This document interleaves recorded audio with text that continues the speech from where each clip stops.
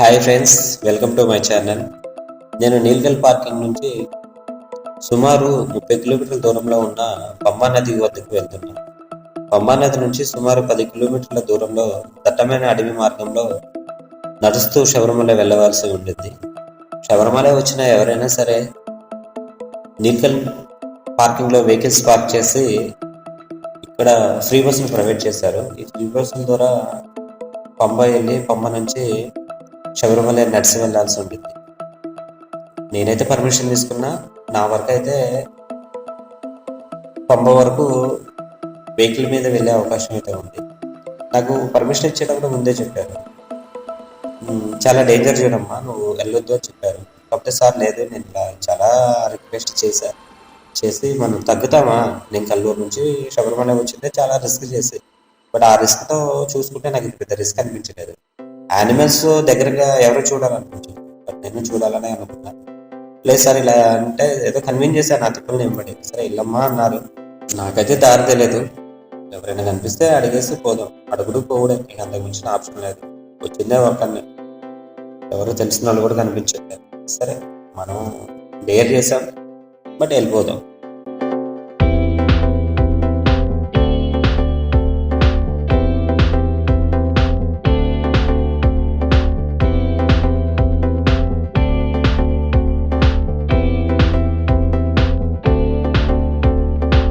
శబరిమల ఇక్కడ నుంచి 23 కిలోమీటర్లు చూపిస్తుంది. ఈ 23 కిలోమీటర్లు కూడా దట్టమైన అడవిలోని కొండల మధ్య నేను ట్రావెల్ చేయాల్సి ఉంటుంది. బట్ ఈ మార్గం మధ్యలో యానిమల్స్ కూడా రోడ్డుకు వచ్చే అవకాశం ఉంటుంది, కానీ చాలా జాగ్రత్తగా ఒళ్ళు దగ్గర పెట్టుకుని నేను డ్రైవ్ చేయాల్సి ఉంటుంది. స్పీడ్ వెళ్ళడానికి కూడా నాకు అవకాశం లేదు, ఎందుకంటే మొత్తం మలుగులతో ఉన్న రోడ్డు అంట, వెహికల్స్ కూడా చాలా మీదకి వస్తాయి. అలా అని చెప్పేసి ఒంటరిగా ట్రావెల్ చేయొద్దు అని చెప్పారు. ముందు వెనక ఏదైనా ఒక వెహికల్ ని చూస్తూ ఫాలో అవ్వమని నాకు ముందుగానే చెప్పారు. వాళ్ళంతగా గట్టిగా చెప్పారు. శబరిమల వచ్చి నేను చాలా మందిని అడిగాను, రూట్ ఏంటి, అసలు దీని పరిస్థితి ఏంటని అడిగాను. చూడటానికి చాలా బాగుంటుంది, అదేవిధంగా చాలా డేంజర్ అని కూడా చెప్పారు. నేను ఒకటే ఫిక్స్ అయ్యా, ఎంత డేంజర్ అయితే నేను కల్లూరు నుంచి శబరిమల వచ్చి చాలా రిస్క్ చేసి ఇటువంటి అందాలను నేను చూస్తూ మీకు చూపించాలని, ఇటువంటి అవకాశాన్ని నేను ఎందుకు మిస్ చేస్తాను.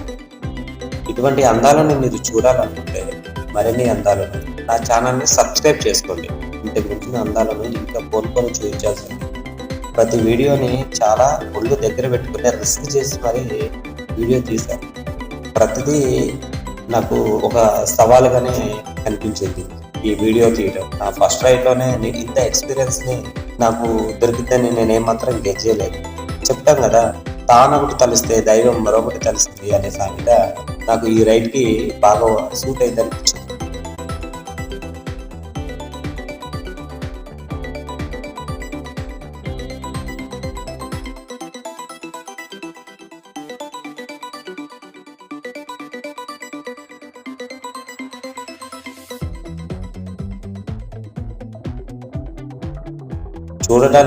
చూడండి ఎంత బాగా అనిపిస్తున్నాయి ఈ కొండలు. మనం ఇలా చూస్తే సాటిస్ఫై అవ్వదు, మనం బండి దిగాలే కానీ అసలు ఇక్కడ ఉన్న వాళ్ళు మొత్తం నన్ను ఒక విచిత్రంగా చూస్తున్నారు. ఇది నాకు కొంచెం ఏదోలా అనిపిస్తుంది. మనకు కొంచెం కన్వీనియంట్ గా ఉన్న ప్లేస్ లో ఆగి మనస్ఫూర్తిగా దిగి కొన్ని ఫోటోలు కూడా దిగితే బాగుంటుంది. ఓకేనా, మనకి ఎక్కడైనా అవకాశం ఉన్న దగ్గర ఆగి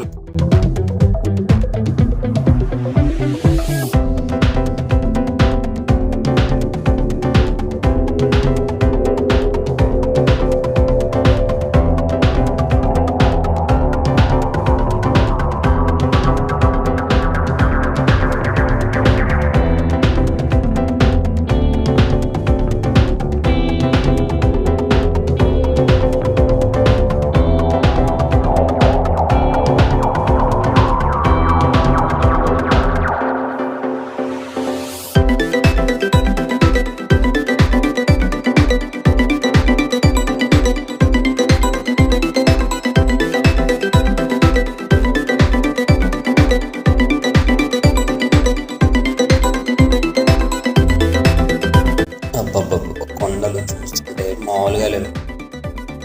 ఇటువంటి కొండలను ఇంత దగ్గరగా చూడడం ఫస్ట్ టైం.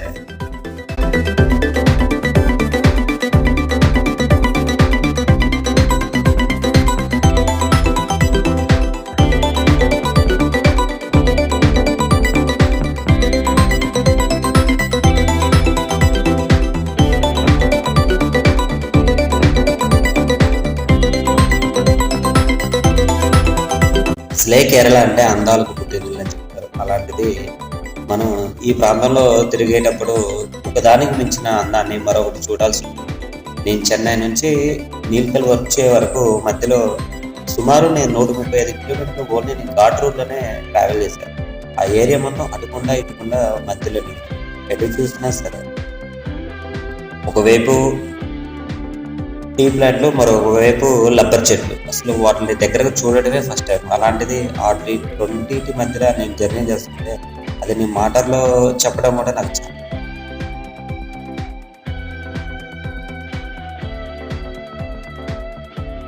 అటువంటి అందమైన లొకేషన్లో నేను ట్రావెల్ చేస్తుంటే నాకు చాలా ఆనందంగా అనిపించింది. ఫస్ట్ టైం నేను అటువంటి అనుభూతిని వచ్చింది. నా నెక్స్ట్ వీడియోలో మీకు అవన్నీ నేను చూపిస్తాను. ఎంత బాగుంటాయంటే నేను జర్నీ చేస్తుంటే మీరు ఆ టీ ప్లాంట్ తిరిగిన ఫీలింగ్ కలిగి అంత దగ్గరగా ట్రావెల్ చేస్తే అంత బాగున్నాయి. అవన్నీ మీకు చూపించడానికే నేను వీడియో తీస్తాను. నేను చూస్తే సరిపోదు కదా, మీరు చూడాలి. నా వీడియో చూసిన ప్రతి ఒక్కరిలో ప్రతిదీ కూడా దగ్గరగా చూసిన ఫీలింగ్ కలగాలి. నేను చూసినట్టు కాదు, మీరు చూసినట్టుగా ఉంటారు ఆ వీడియో. అంత బాగా వీడియో చేస్తాను. బట్ మీరు అవేమీ మిస్ కాకుండా ఉండాలంటే నా వీడియోలు మొత్తం చూడండి. స్క్రిప్ట్ చేయకుండా వీడియో మొత్తం చూస్తేనే ప్రతిదీ మీకు కనిపించింది. ఓకేనా?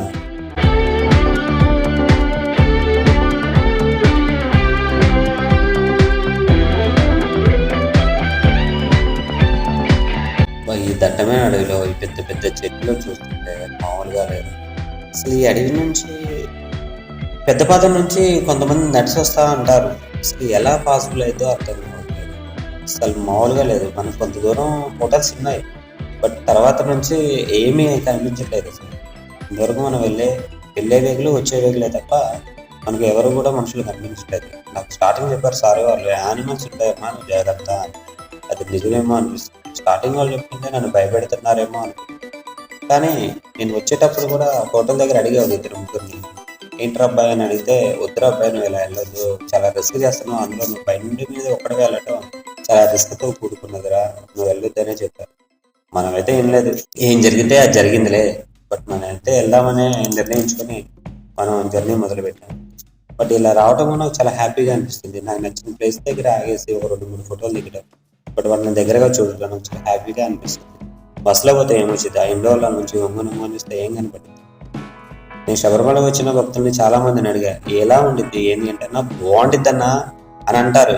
ఏంట్రా బాగుండేది అంటే, ఏముందన్నా ఆ ఇండోర్స్ నుంచి చూస్తుంటే లోయ అవే కనిపిస్తుంటాయి, కానీ దిగుదామనిపిస్తుంది కానీ మనకు దిగడానికి ఛాన్స్ ఉండదన్నా.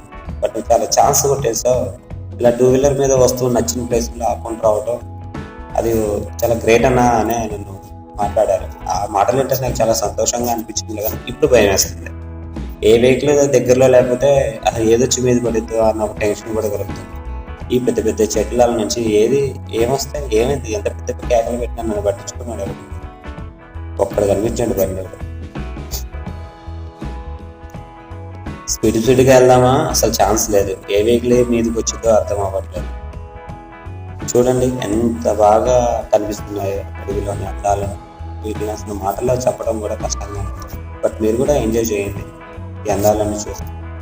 ఒకటైతే చెప్పగలుగుతా, శబరిమల వెళ్ళే ప్రతి ఒక్కరు కూడా ఈ నీల్కల్ నుంచి పంబా నదికి ఇలా బైక్ మీద ట్రావెల్ చేయడం చాలా లేరుగా జరిగింది. బట్ అలా వచ్చిన అవకాశం మన ప్రాంతం నుంచి నాకు ఒక్కడికే ఇటువంటి అవకాశం వచ్చిందని నేను చెప్పగలుగుతాను.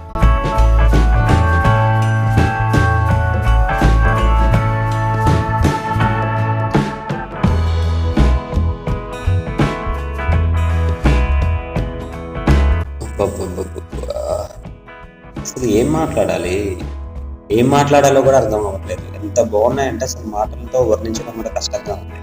చాలా బాగుంది. ఎక్కడైనా ఆగి ఒక 2 ఫోటోలు దిగుదాం అనిపిస్తుంది కానీ ధైర్యం జరిపోవట్లేదు. వెనక ముందు ప్రజెంట్ ఎటువంటి వెహికల్ రావట్లేదు.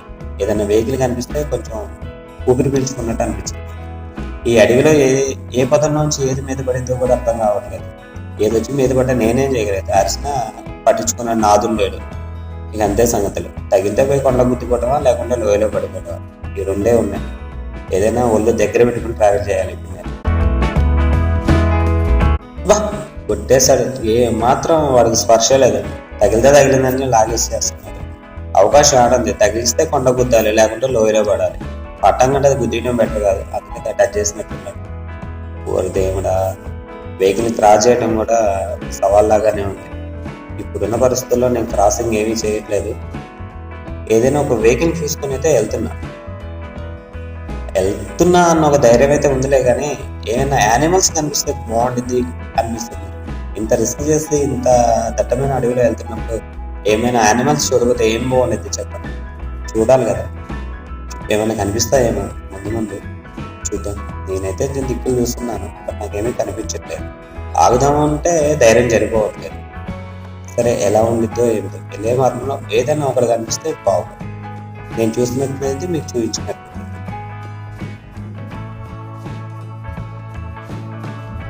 ఏమైనా అదృష్టం ఉండాలండి.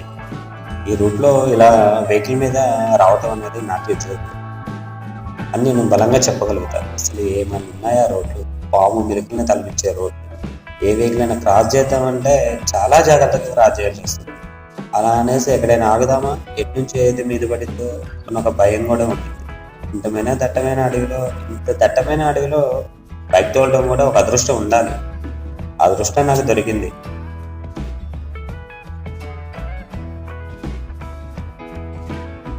జీవితంలోని కొన్ని మరుపురాని జ్ఞాపకాలు ఉంటాయి అంటారు కదా, ఇటువంటి జ్ఞాపకాలు మీ జీవితంలో కూడా ఏమైనా ఉంటే నాకు కామెంట్ చేయండి. బట్ నేను మీతో షేర్ చేసుకుంటున్నాను కదా, అటువంటి విషయాలు మీరు నాతో షేర్ చేసుకుంటే ఎక్కడైనా ఆగాలి అని చూస్తున్నా, కానీ ఎక్కడ ఆగలేదు. 23 కిలోమీటర్లు అంటే సుమారు ఒక 20 మినిట్స్ డ్రైవ్ చేస్తాం అనుకుంటా. బట్ అలాంటిది 1 అవర్ ఏవో పట్టింది. బట్ అయినా కానీ నేను ఇంకా ఒక 12 కిలోమీటర్సే నేను జర్నీ చేసాను 1 అవర్. అంటే అంత భయంకరంగా ఉన్నాయి రోడ్లు. ఈ రోడ్ల మీద కొత్త వాళ్ళు జర్నీ చేయడం రిస్కే, బట్ అదే రిస్క్ నేను ఫేస్ చేస్తున్నా ఇప్పుడు. కానీ చాలా బాగుంది ఈ ఫీలింగ్. మనం ఎక్కడైనా ఆగేసి ఒక 2 ఫోటోలు తీస్తే బాగుంది. పెద్ద పెద్ద చెట్లు ఇందా నుంచి నేను టచ్ చేయాలనుకుంటున్నాను, బట్ నాకు అవకాశం దొరకలేదు. ఎక్కడైనా ఆగి మనం ఒక ఫోటో తీస్తే బాగుంటుంది. అది ఒక గ్రేట్ ఎక్స్పీరియన్స్ కదా.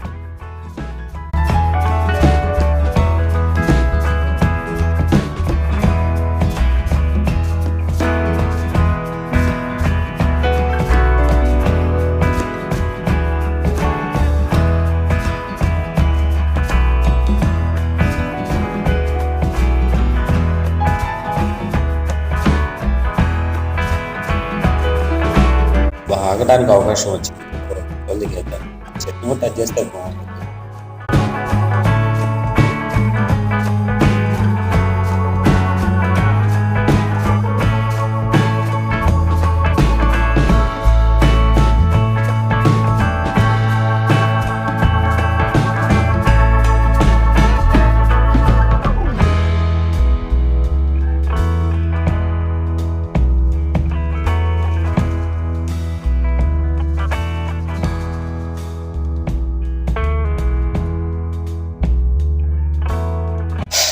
మనసుకి ప్రశాంతంగా ఉంది. నా కోరిక అయితే నెరవేరేది. ఇన్నాళ్ళ నుంచి నేను పెద్ద పెద్ద చెట్లు చూస్తున్నా, ఏదైనా ఒక చెట్టు దగ్గరికి వెళ్ళి ఫోటో దిగాలనుకుంటున్నాను, కానీ నాకు ఛాన్స్ దొరకలేదు. ఎందుకంటే ఎక్కడ పడితే అక్కడ ఆగలేను కదా.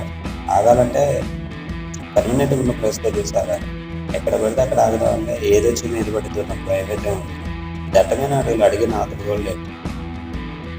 ఎందుకు చేయాలి రిస్క్? అందుకనే కొంచెం దగ్గరలో ఒక వెహికల్ చూసుకొని మనం ఆగేసాం. మీరు వీటి గురించి మాట్లాడుకోవటం అంటే మీరు చూడండి ఎంత బాగా చూడటం.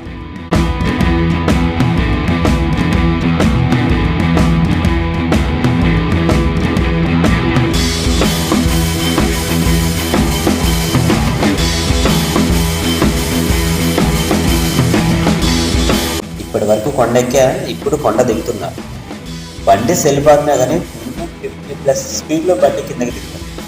ఈ టైంలో ఏమైనా కంట్రోల్ తప్పిందో, అసలు ఏమైనా ఉంటుందా?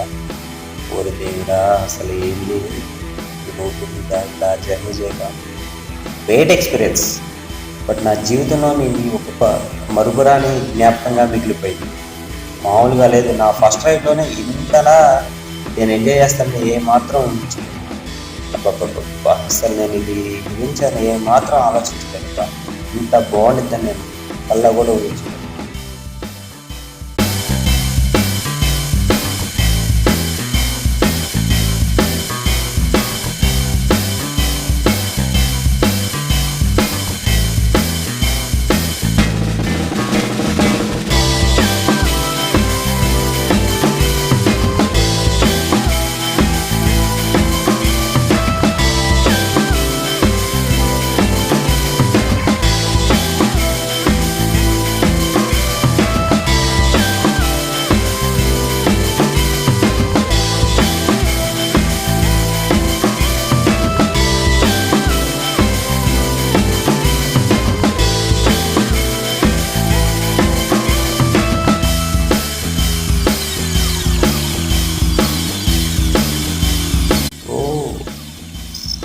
బండి కంట్రోల్ చేయడమే సరిపోతుంది. మాట్లాడటానికి వాయిస్ యాడ్ వస్తుంది. దడ దడ దడ దడ దడ దడ దడ దడ లాడిపోతుంది. వామ్మో ఎంత డేంజర్గా ఉంది టర్నింగ్. వావ్ వాహ్ కొండ చూస్తుంటే రెండు కళ్ళు చెరిపోవట్లేదు, జారిపోతున్నట్టుంది దాని మీదకి. మా ఏంటి అదృష్టం, ఇంత రిస్క్ చేసినందుకు మంచి ప్రతిఫలం దక్కింది. బా రిస్క్ చేస్తేలే కానీ మొత్తం మర్చిపోయా పని పడ్డ కష్టాన్ని. చూడండి ఎంత బాగా అనిపిస్తుంది. ఒక్కసారి మీరు దగ్గరగా చూడండి. వీడియో మొత్తం చూడిస్తేనే ఇటువంటి అందాలను మనం చూడగలుగుతాం. ప్రతి వీడియోలోని ఇంతకు మించిన అందాలను, ఇంతకు మించిన డేంజర్ ప్లేస్లను నేను వీడియో తీసాను. బట్ ప్రతిదీ మీరు మిస్ కాకుండా చూడగలుగుతాం. ఆ ప్రతి వీడియోలో కూడా మీరు ఎక్కడ స్కిప్ చేయకుండా వీడియో మొత్తం చూస్తేనే మీకు అవకాశం వచ్చింది. బట్ ఎక్కడ స్కిప్ చేయకుండా ఇటువంటి అందాలను దగ్గరగా చూడండి. చాలా బాగా అనిపించింది. శబరిమల రావడం ఒక అదృష్టంగా ఫీల్ అవుతారు ప్రతి ఒక్కరు. వావ్ ఇంకా మాటలు రావట్లేదు, నేను ఎక్స్ప్లెయిన్ చేయడం వల్ల కష్టంగా ఉంది. బట్ మీరు కొద్దిసేపు మనకి వీడియోలు చూడాల్సిందే వాయిస్ లేకుండా. అసలు మామూలుగా ఉన్నాయా? అసలు నేను ఏం మాట్లాడాను అసలు ఈ అందాల గురించి? ఎంత మాట్లాడినా తక్కువే. దీన్ని వర్ణించడం కష్టం అసలు. Great experience. బట్ ఇటువంటి ఎక్స్పీరియన్స్ మీరు ఎప్పుడైనా ఫేస్ చేసి ఉంటారా మీ జీవితంలోనే? అలాంటిది ఏమైనా ఉంటే కామెంట్ సెక్షన్లో మీ అనుభవాన్ని నాకు షేర్ చేయండి.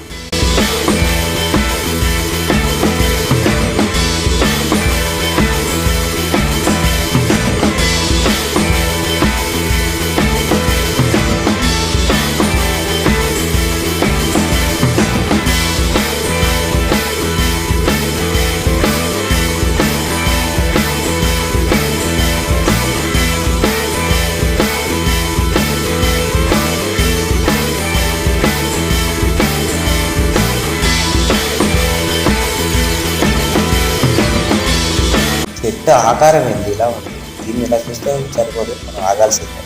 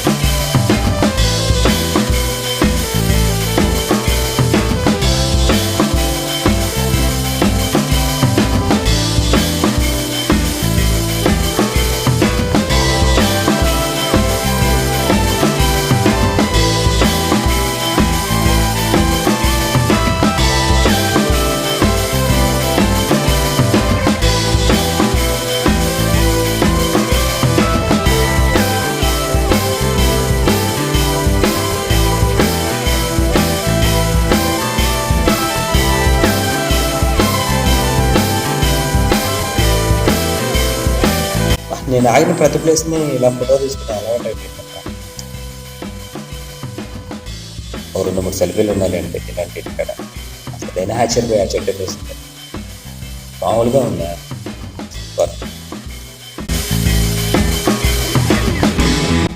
మనం ఆగే ప్లేస్ వచ్చింది అనుకుంటా. వెహికల్స్ అన్నీ ఇక్కడే ఉంటాం.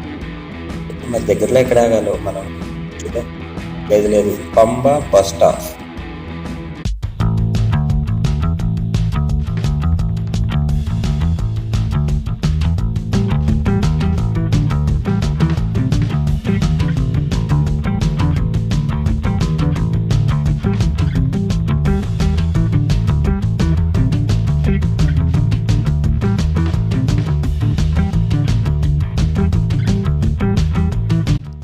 పంబ బస్ స్టాప్ వచ్చేసిందండి. ఒకసారి బస్ స్టాండ్ లోపలికి కూడా వెళ్ళి చూసి వద్దాం.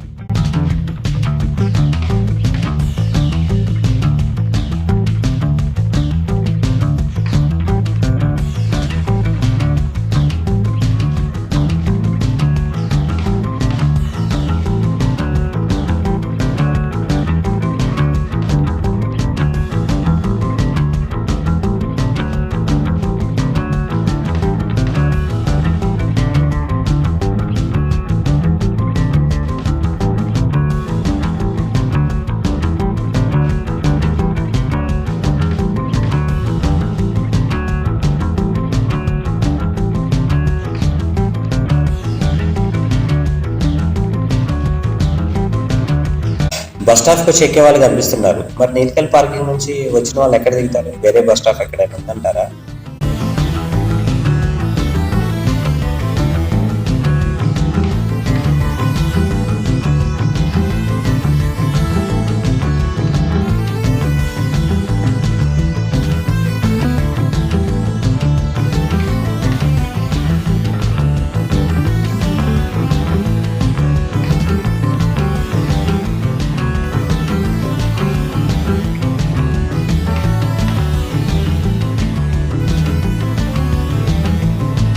ఓకే, పంబ వచ్చేసాం. కంట్రోల్ ఆఫీసే కనిపిస్తుంది. ఇప్పుడు నేను ఆగేది ఎక్కడ? మన బండి పార్కింగ్ చేసేది ఎక్కడ?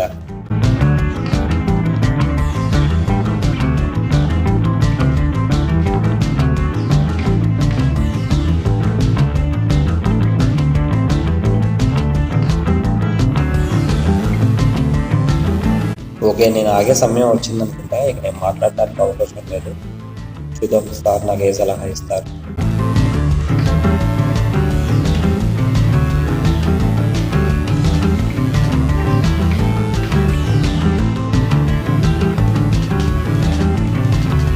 సార్ చెప్పిన విషయం ఏంటంటే ఇక్కడ పార్కింగ్ చేయడానికి ఛాన్స్ లేదు, అసలు 2 వీలర్ పర్మిషన్ లేదు, నువ్వు ఎలా వచ్చావని అడిగి.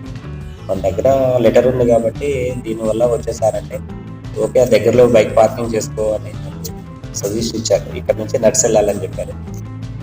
ఓకే, మనం నెక్స్ట్ వీడియోలోనే పంబ నది నుంచి శబరిమల వెళ్ళిన ఓకే శబరిమలలోని ఇటువంటి అందమైన వీడియోస్ మిస్ కాకుండా చూడాలనుకుంటే నా ఛానల్ని సబ్స్క్రైబ్ చేసుకోండి.